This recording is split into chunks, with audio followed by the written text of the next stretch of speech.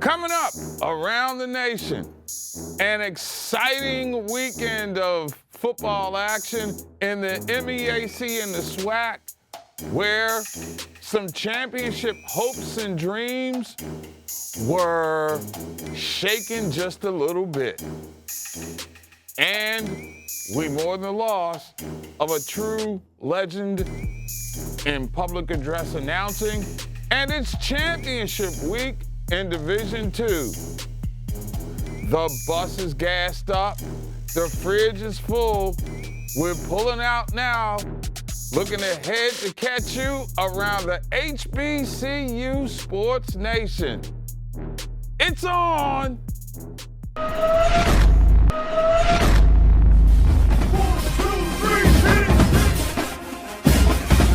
Black College move. Ride, come on. Black College, stand up.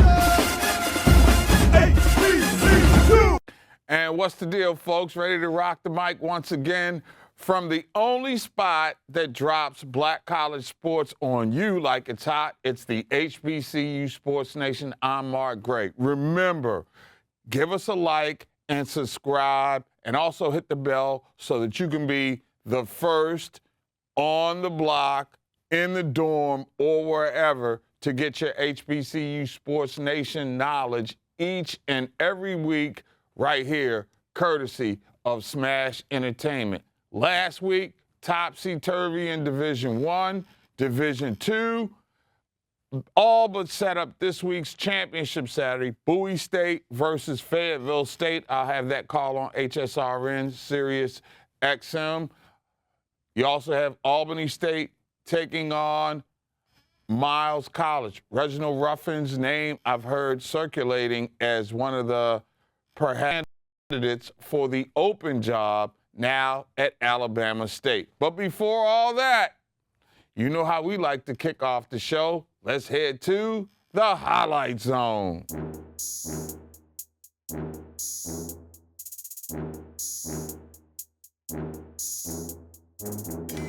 North Carolina Central and Norfolk State needed extra time to determine this homecoming thriller in Durham. Forget regulation. Let's head to overtime after the Spartans gave up a 21-0 lead. First OT. Quarterback Davius Richard scores on a run from 6 yards out, 30-24 Central. Still in the first extra period. Norfolk State's J.J. Davis takes it to the house from 31 yards out with this run, so we're tied again at 30. Second overtime. Norfolk starts with the ball when J.J. Davis scores on a 2-yard run. But the Spartans missed the 2-point conversion, leaving the door open for Central. Next possession, Central's Isaiah Totten pulls his way into the end zone from 5 yards out and ties the game. The Eagles then win it when Deshaun Stevens hauls in the Richard aerial from 5 yards out, and the party is on now. North Carolina Central derailed a potential Spartan MEAC championship coronation, erasing a 21-point deficit for an unbelievable 38-36 homecoming win. Senior day in Daytona Beach, where Bethune-Cookman was hoping to play spoiler against Alcorn State. The Wildcats were down 17-7 at halftime and later trailed 31-21 before an epic rally. Let's head to the third quarter. BCU down. Keyshawn Bird takes a kickoff, makes a couple of moves, turns on the Jets like he's off turn 3. That's a Daytona Motor Speedway NASCAR reference for those of you strugglers. And there's no restrictor plates here. He gone. 94-yard kickoff return for a touchdown. And here comes the comeback. But Alcorn's Stadford Anderson keeps the Braves in control with a 19-yard touchdown run. They go back on top by 10. Shannon Patrick for Bethune-Cookman then catches up with Kamari Averett for a 33-yard scoring strike, and the Wildcats are back within 3, 31-28 heading into the final period. Then LaDarian Wilson caps a 9-play, 54-yard drive with what proves to be the difference maker from 3 yards out. And it's a touchdown. Patrick throws for 210 yards and 2 scores. Bethune-Cookman wins for the first time as a member of the SWAC, beating Alcorn State and putting a dent in their hopes to win the West, 35-31. In Tally-Ho, that's Tallahassee for those of you who need to really get out more.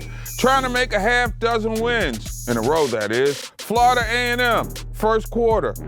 FAMU sets it off early as Rashawn McKay goes deep to John Murray Sharif for 48 yards, and it's a house call. 7-0 Snakes, and they strike, and they strike, and they strike. A little bit later in the first, Southern answers on the next drive as Ethan Howard hauls in a 5-yard touchdown pass from Glendon McDaniel, and we're tied at 7. Second quarter, now the Rattlers start to roll out. McKay capping a 7-play, 66-yard drive with a 13-yard touchdown pass to Kamari Young, and it's 20-17. Third quarter, a 29-yard field goal from Jose Romo Martinez makes it a 6-point game, 23-17. Fourth quarter now, Jalen McLeod just slams the door on Southern from 1 yard out. The Rattlers now won 6 in a row. They held the Jaguars' potent rushing attack to just 90 yards on the ground en route to a 29-17 win. With Coach Prime still on the mend, it was Optimus Prime doing his thing as Jackson State welcomed Texas Southern down to the Delta. Talk about your warm, fuzzy greetings. First quarter, Peyton Pickett rolls out the welcome mat and proceeds to race at 54 yards for a house call. And it was on from there. 7-0 Jackson State. To the fourth, it's time for Optimus Prime to do his thing with the game tied at 21. Shedeur Sanders connects with Malachi Wideman. And that thing continues to roll, y'all. 21, Shedeur Sanders connects with Malachi Wideman for a 4-yard touchdown pass. Jackson starts to pull away, 27-21. Remember I told you last week, Wideman and Sanders are a thing? This 8-yard strike just proves it. Second time he drops a dime to Wideman, 34-21 Jackson. Sanders throws for 305 yards and 3 scores. A little bit later on, J.D. Martin with a nightcap. A 51-yard dusting.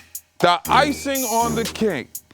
Jackson rolls to a 41-21 victory, and with the early SWAC precincts reporting, barring a loss to Alcorn in the season finale, the Tigers appear in good shape to host the SWAC championship in Jackson at the Vet next month. That's your Highlight Zone. 1,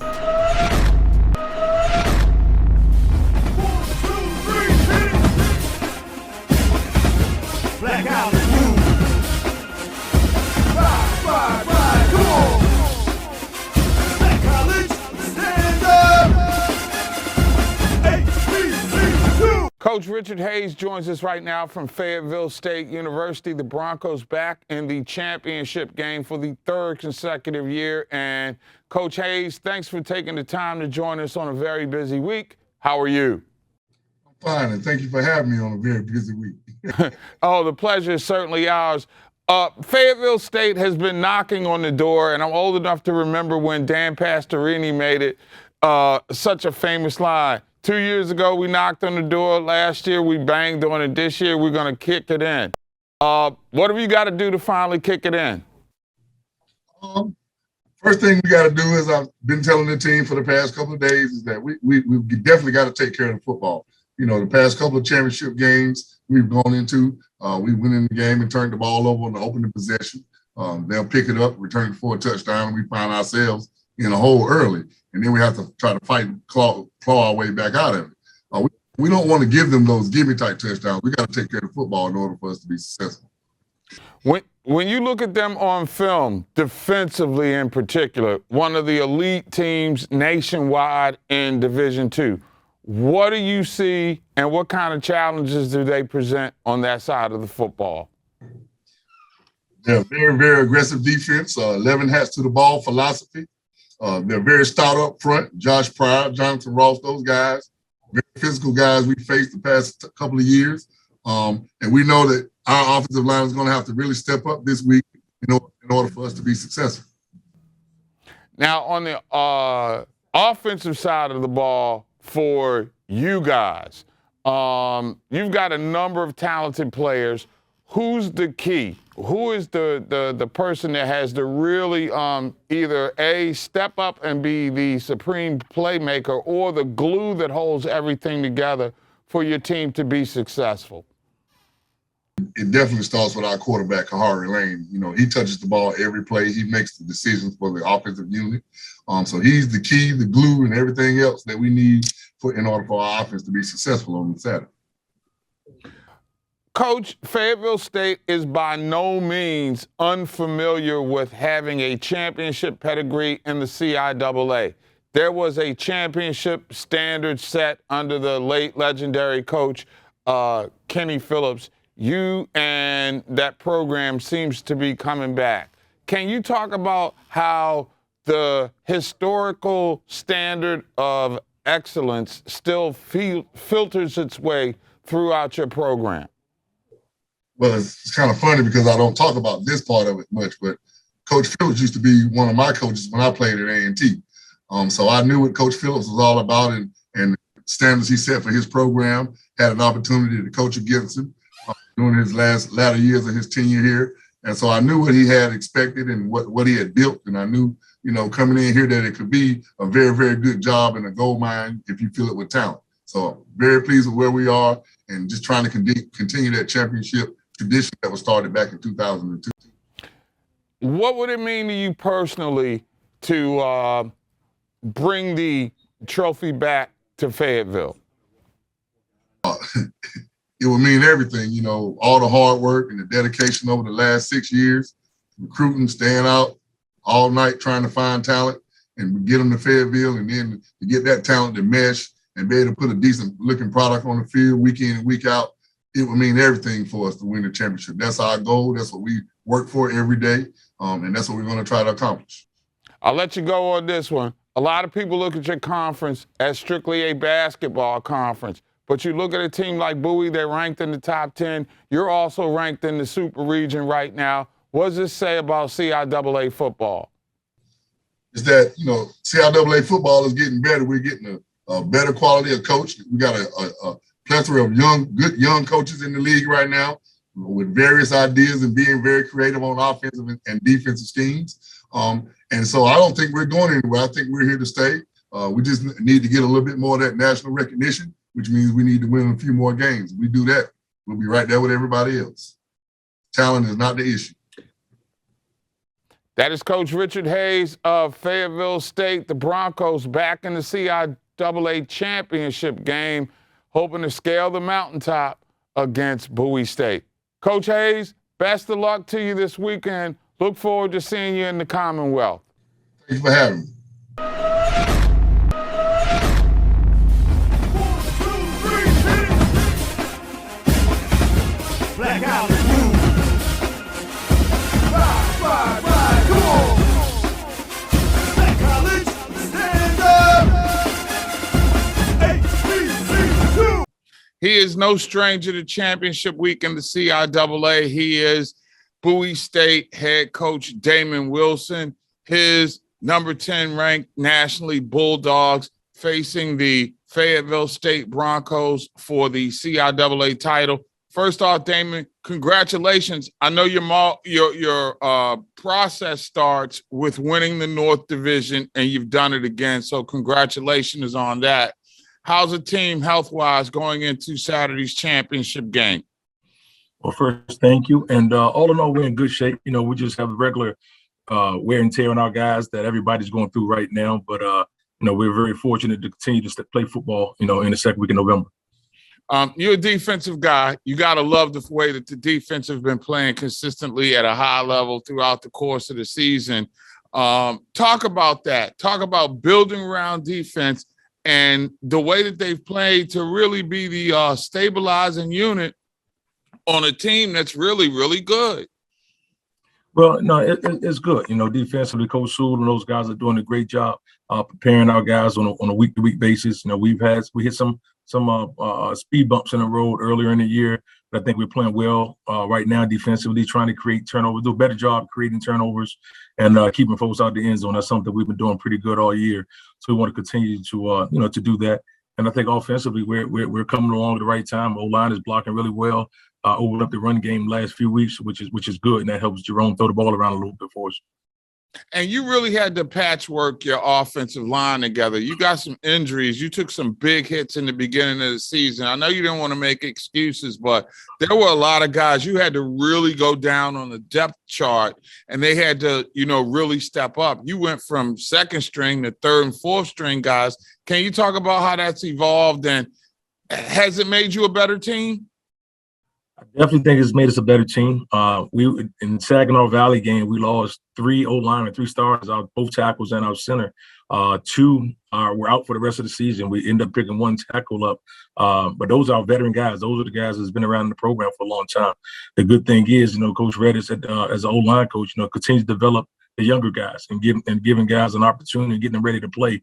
And right now, we've been plugging and playing. We've been plugging and playing. These guys are getting better, so we're able to get some depth. Because of injuries, but those guys right now are battle tested as we go into the championship game. We're excited about those guys and what they're doing.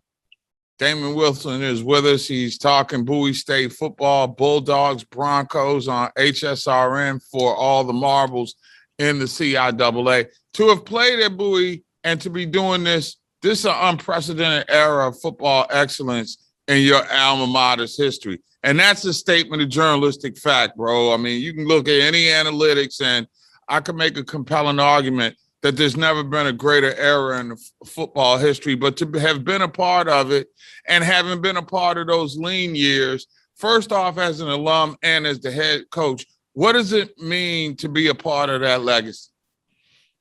It's an honor. When I first came here to Bowie City as a student, I transferred into the university from junior college, and we had a vision as players at that time. Unfortunately, we weren't able to get everything done that we wanted to during the time we were playing. But when I got the opportunity to coach and to pour back into the young men that's coming into our program, it was great. I went away and coached at Texas Southern University and also at Prairie View A&M. But to have an opportunity to come back and do the things that we're doing now is great. And when you look at our staff, we have 6 Bowie State alums on our staff. Both of my coordinators are Bowie State graduates, my linebacker coach. I mean, I can go down the line. I have a lot of guys that have ties to this university, and this university has helped develop us and turned us into grown men and has a major impact on us in our life. So we're trying to do the same thing with our current student athletes. Talk about the standard. I mean, there was one standard when you transferred in was, I guess, to just get the respectability. Now the standard is championship or else. Talk about the standard, the ability to create a standard, but most important, the most difficult challenge is when you have a program like yours, retaining that standard. It's tough. The first challenge I had was, teaching guys how to win and then understanding how to continue to win. But it goes into recruiting. It goes to the message that we deliver to our guys on a daily basis as a coaching staff. We have a saying around here that tradition never graduates. So there's certain things that we're going to do. I don't care how many seniors we have. There's certain things that we're just going to do year to year, day to day, and that's not going to leave our program. Just because Amir Hall graduated, that does not mean Bowie State's supposed to have a bad football team. No, we're going to lose one of the best players to ever play the game at this level. However, we still expect certain things out of you. We expect to win championships, and that's something I think the guys have brought into. The guys are doing a great job in the classroom. That's another reason I think we're in good position. We're not losing guys academically. They're getting it done in the classroom, so we don't have to develop a whole new core group because someone is not doing what they need to do in the classroom. So we're in good shape there, and I think that's really helped us a good deal. You're the best kept secret in the DMV now, and I'm just wondering, is Bowie State for like the Division II player still the best kept secret in the DMV from wanting to play for a standpoint, or are they now a destination? Do you find that caliber athlete seeking you out to be a part of your program? Mark, if you were here last game, man, I shared it a tier before the game. We had 117 recruits on campus before our game, and that's something that we normally have, 30, 40 guys. But our recruiting coordinator, Coach Jackson, was actually going to shut off the list. And I told him, no, get the guys an opportunity to see us. They didn't see us last year, so give them an opportunity to see us. And we had 117 guys here this past Saturday. So yes, it's the destination now. We picked up a couple of FBS transfers that we didn't have to fight with any other university. They wanted to come back home and make an impact in their school in the backyard. I tell guys all the time, you can't go to University of Maryland. Why not come to Bowie State University? If that's your dream school, why not? What are we not doing over here to possibly fit your needs academically as well as athletically? Let's keep this talent right in the DMV, and let's show that we can win championships, not just conference championships, but national championships. So that's our goal, to do it with our homegrown talent. Damon Wilson, head coach at Bowie State, as we continue on the program. I got to get this one in, just purely for this week's game. What concerns you about Fayetteville State? What do they do well? Do they have any places that you notice they can kind of take advantage of holes that you may see in, or where you're vulnerable? Well, defensively, first, we got to stop the run. And they have a couple of running backs that can run the ball pretty well, and they have two explosive receivers that we respect. So we must stop the run defensively, and I think that'll give us a chance to win the ball game. They have a quarterback that throws the ball around a little bit, but I think if we put our emphasis on stopping the run, we'll be in good shape from a defensive standpoint. Special teams, we got to play sound special teams. We've been getting better each week with our kicking game, and I'm glad to see that. And I think we have the best two kickers in the conference for sure, and I would say they can compete with anyone at our level. And offensively, just continue to do what we've been doing. Like I said, we've been running the ball well. They have a very good defense. They have a defensive lineman and number 8 and linebackers and 1 and a DB that's an NFL caliber guy. So we're gonna have our work cut out for us this week, and but we're excited about the challenge. We're prepared, and we're gonna we'll be ready to roll come Saturday. Does the standard now mean that on any given Saturday, if you play your A game and the opposition plays its A game, you still feel that you got the best chance to beat them? Is it more about what you got to do than stopping them from what they do? Indeed. That's without a doubt. And I think if we take care of control the things that we can control and play Bowie State football, we're gonna be in great shape. We have reference points. We've been in dogfights. We've been in shootouts. We've done it all. So we have something we can pull back from. And I think our coaching staff, like I say, every day at practice prepares our guys for going against good competition like we're doing with Fayetteville this week. All right, I'll let you go on this one, Coach. You've been to Salem so long. I'm wondering, have you had a chance to sample the restaurants? I'm coming down there, going to be looking for a good meal. You got any places at the top of your point of reference you can point me towards? Or is this a Waffle House kind of weekend? It's a Waffle House type of weekend for sure. Hey, look, I mastered the art on the HBCU road trip for Waffle House and Cookout. As long as I get one of those two places, I'm good at any time. That's my man, Damon Wilson, the head coach of Bowie State University. Bowie State looking for their third CIAA football championship under his watch. Best of luck, Coach, and I'll see you in the Commonwealth. That'll work. I appreciate you, Mark. Stay with us. We got more in a minute.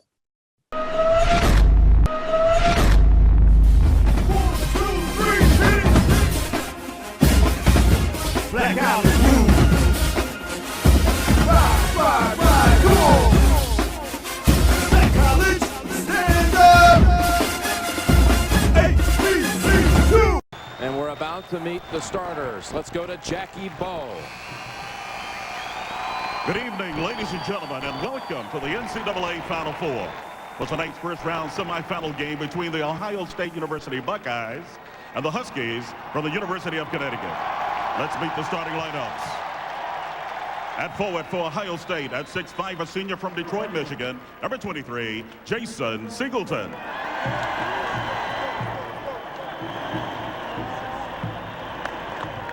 At forward for Connecticut, a 6'6" junior from Coatesville, Pennsylvania, number 32, Richard Hamilton.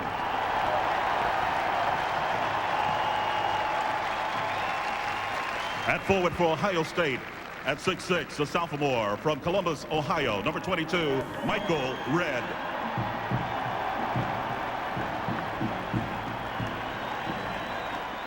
At forward for Connecticut, at 6'7", a junior from Springfield, Massachusetts, number 15, Kevin Freeman. At center for Ohio State, at 6'11", a junior from Detroit, number 32, Ken Johnson.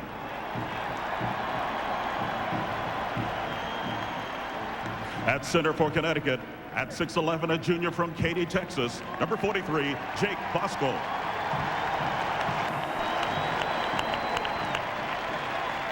At guard for Ohio State, at 6'3", a freshman from Brooklyn, New York, number 13, Brian Brown. At guard for Connecticut, at 6'2", a senior from Augusta, Georgia, number 21, Ricky Moore.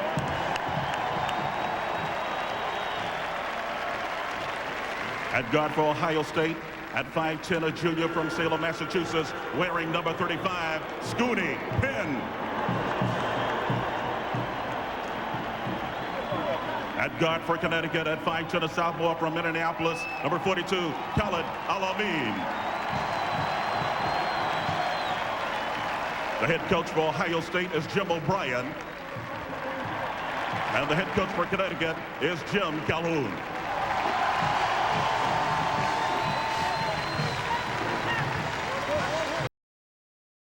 One thing about traveling around the HBCU Sports Nation for the years and the decades that I've been doing this is that you meet certain people who become a part of the family. And when they transition or pass away, it's truly more like losing a friend.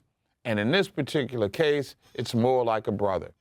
I join with the folks at the Mideastern Athletic Conferences at sharing my condolences with the family of longtime Norfolk State public address announcer Jackie Bowe, who passed away at 71 years old earlier this week.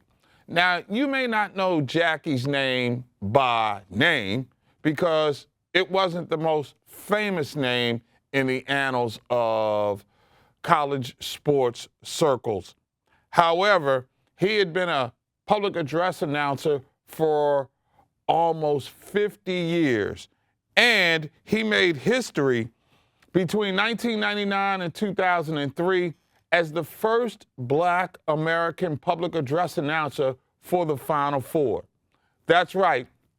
During that 5-year span, he was much a part of Final Four Saturday and Final Four Championship Monday as Billy Packer and Jim Nantz.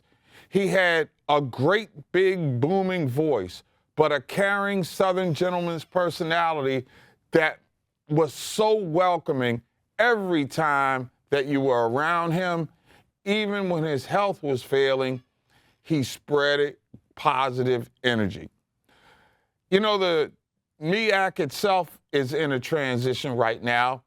We don't know what the future holds, but we are thankful to have had Jackie Bowe as a member of the MEAC family and a trailblazer in the annals of public address announcing. I'm fortunate to say that always, in my darkest moments, when Jackie would roll up on me, he always have a hug, a pat on the back, and words of encouragement. And I think that's what I will miss the most. Despite the fact that he had dulcet tones and a great booming voice, he was truly a gentleman, a scholar, and one of the pillars of the game. Jackie, rest in peace. Thanks for a job well done. We will miss you, my friend. And that's going to close the book on this edition of the HBCU Sports Nation. Don't forget, to hit like and to subscribe. Click the bell so that when the show drops, you will be the first to get it in your inbox. And by all means, click the link, share it on your various social media platforms, and tell a friend. And after championship week, we hope to do it once again next week. So for the cast and crew of the HBCU Sports Nation, it is with heavy hearts that we say so long. Don't forget, give us a like, subscribe, and make sure that when each episode drops, you're the first to get the information, spread the link around on your social media platforms, and we hope to see you later on down the road here on the HBCU Sports Nation. For our cast and crew, rest in peace, Jack. We'll miss you, my friend. I'm Mark Gray. And as always, I hope to see you around the HBCU Sports Nation.